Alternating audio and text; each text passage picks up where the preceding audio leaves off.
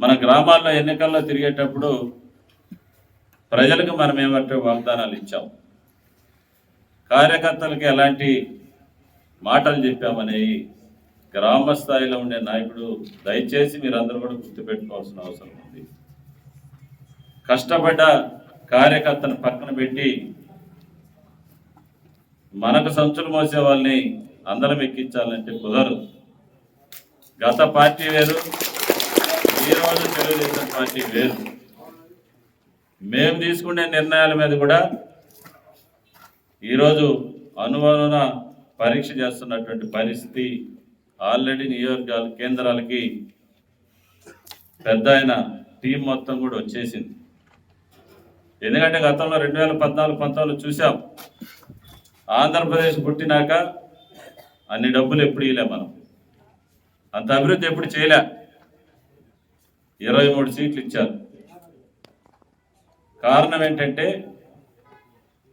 కార్యకర్తలకి నాయకుడికి గ్యాప్ పెరగటం, అధికారులకి నాయకుడికి అనుసంధానం లేకపోవడం వల్ల మనం ఓడిపోవడం జరిగింది. జగన్మోహన్ రెడ్డి నిన్న ఓడిపోవటం స్వయంకృతాపరాధం. ఈ రాష్ట్రంలో ఎక్కడ కూడా అభివృద్ధి చేసింది లేదు. మన ప్రాంతానికి అయితే వెలుగొండ ప్రాజెక్టు పూర్తి చేస్తామని చేయలే, మార్కాపురం జిల్లా ఇస్తామని చేయలే, దళితులకి లోన్లు ఇస్తామని కార్పొరేషన్ అది చేయలే, రైతాంగాన్ని ఆదుకుంటామన్నారు అది చేయలే, నిరుద్యోగులకు ఉద్యోగాలు ఇస్తాం, ఇవన్నీ చేయకపోవటం వల్ల జగన్మోహన్ రెడ్డి ఓడిపోవటం జరిగింది. అది కూడా కాకుండా గ్రామాల్లో ఎప్పుడో మన తాతల తరాల నుంచి సంపాదించుకున్నటువంటి పొలాల్ని కొల్లగొట్టడం, ప్రభుత్వ భూముల్ని ఆక్రమించడం, దొంగ పేర్ల మీద పట్టాలు సృష్టించుకోవడం, ఇవన్నీ జరిగినాయి. అందుకనే ప్రజలు సరైనటువంటి గుణపాఠం చెప్పారు. ఈ 5 సంవత్సరాలు మనం ఈ కార్యక్రమాలన్నీ కూడా చాలా జాగ్రత్తగా వ్యవహరించాల్సి వచ్చింది. నేను చూశాను, నేను స్థానిక సంస్థలు రద్దు చేసేటటువంటి పరిస్థితులు కూడా ఈరోజు ఉన్నాయి. సర్పంచులు, ఎంపీటీసీలు, ఎంపీపీలు అన్నీ కూడా. అదేవిధంగా పార్టీ ప్రక్షాళన, పార్టీ కమిటీలు, ఇవన్నీ కూడా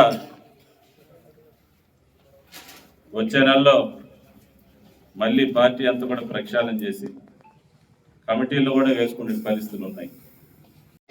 ఎవరినో వాడగొట్టి తరిమి నొక్కి మనం 5 మంది 10 మంది తింటామంటే అది కుదిరే పనే కాదు.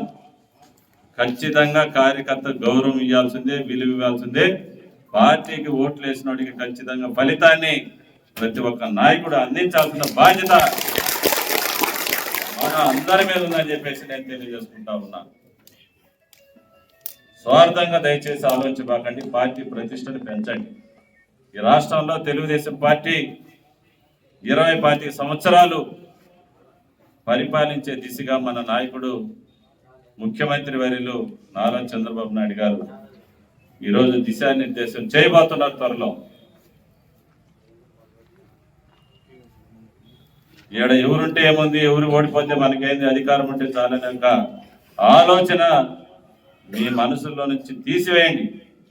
ఎందుకంటే కార్యకర్తల కోసం, పార్టీ కోసం, నాయకుల కోసం కష్టపడే వ్యక్తి నేను ఒకడు ఉన్నానని మాత్రం దయచేసి మీరు అందరూ